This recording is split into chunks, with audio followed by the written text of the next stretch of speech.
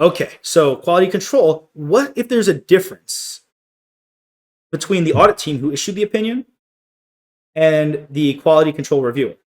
Well, the answer to that is we need to follow the accounting firm's policies and procedures. This is up to the firm to have their own policies and procedures because let's say the audit team says it's a clean opinion. The quality control reviewer comes in and says, yeah, no, there are problems. You cannot issue a clean opinion. It needs to be a modified opinion.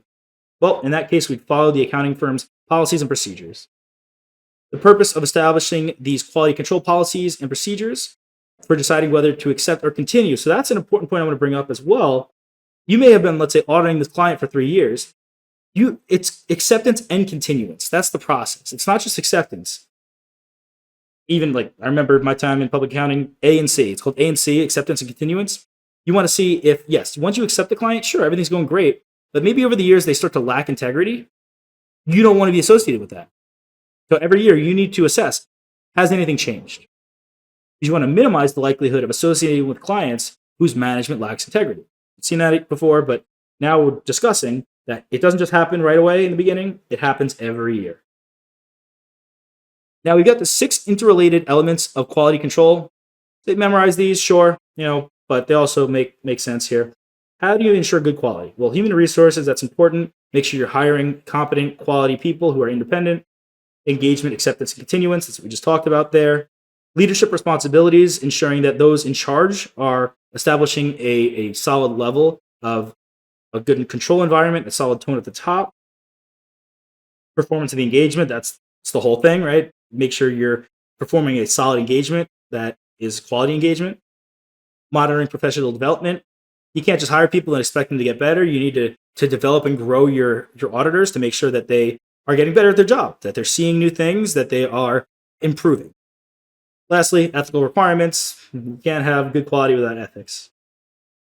And last here, a system of quality control establishes policies and procedures that provide reasonable assurance of conforming with professional standards. I know we've had some repeats here, but I'm really trying to drill home some of these important points. I hope you're having a good time. I'm having a good time as well. Take a break, have some coffee, let's keep going, but take a stretch, do whatever you need to do, and let's get right back into it.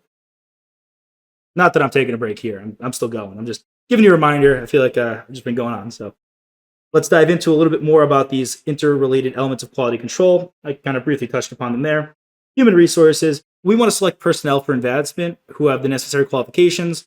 We're not going to bump someone up from associate to senior manager unless they have, let's say, 10 years of audit experience and a CPA license, whatever that might look like.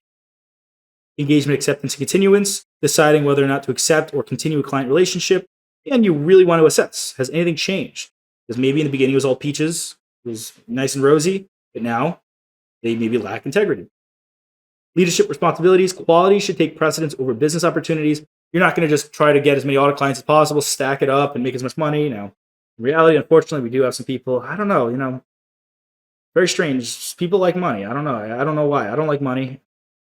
It's evil. Performance of the engagement. This includes procedures for reviewing audit documentation and engagement reports so that the work meets the firm's quality standards. Monitoring professional development, making sure that people are completing their CPEs, they're continuing professional education, they're understanding any new updates to accounting standards, to auditing standards. We want to have a good, solid practice for that so that those who are doing their job, their audit job, are actually understanding what they need to do and any updates and improvements they can make in the profession. Lastly, you need to respect independence and follow it. That is our ethical requirements. Hey there! Are you ready to not only pass your CPA exams, but truly understand and enjoy the material while studying? I know it seems impossible, right? Especially to enjoy the material? We'll do it together. Tap into the power of CPA.examprep.ai, where we've got personalized quizzes, multiple choice questions, memorization guides, flashcards, simulations, all tailored to your learning. Our adaptive study planning puts you on the fastest path to success and lifts you back up if you fall behind. Avoid wasting your precious time and money attempting an exam with a low chance of passing, because who wants that? We want to get you through this process as quick as possible. Our exam readiness prediction lets you walk in with confidence, knowing that you're prepared for success on exam day.